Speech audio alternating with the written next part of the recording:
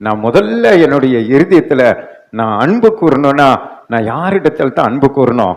என் இயேசுவினிடத்துல மட்டும் அன்பு கூறணும். ஏன்னு சொன்னா அவர் நமக்கு செய்தது போல மற்ற யாருமே நமக்கு செய்யல. அதை நீங்க மறந்து விடக்கூடாது. தாய் தகப்பன் கூட நமக்கு செய்யல. பாவிகளா இருக்கும் பொழுது நமக்காக சிலுவை சுமந்தார். பாவிகளா இருக்கும் பொழுது நம்முடைய பாவத்திற்காக அவர் காயப்பட்டார். நம்முடைய அக்கிரமங்களுக்காக அவர் நொறுக்கப்பட்டார்.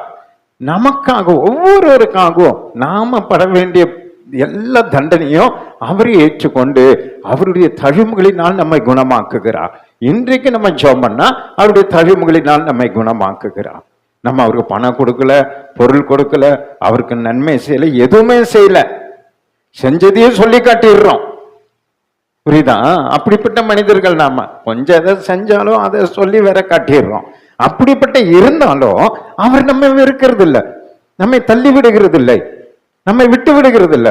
திரும்ப திரும்ப நம்மை ஆறுதல் படுத்துகிறார், திரும்ப திரும்ப நம்மை கழுவுகிறார், திரும்ப திரும்ப நம்மை சுத்திகரிக்கிறார், திரும்ப திரும்ப நம்மை நேசிக்கிறார். அதனால முதல்ல நம்முடைய வாழ்க்கையில அன்பு கூறுகிறோம் அப்படின்னு சொல்லி ஒண்ணு நம்ம வாழ்க்கையில நம்ம நினைச்சோம்னு சொன்னா அதை முதல்ல யாருக்கு கொடுக்கணும்? யாருக்கு?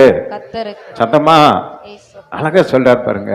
இயேசு அவனை நோக்கி உன் தேவனாக கர்த்தத்தில் முழு இருதயத்தோடு, முழு இருதயமா, கொஞ்சம் இல்ல, ஃபர்ஸ்ட் ஆண்டவருக்கு தான், முதல்ல ஆண்டவருக்கு தான்.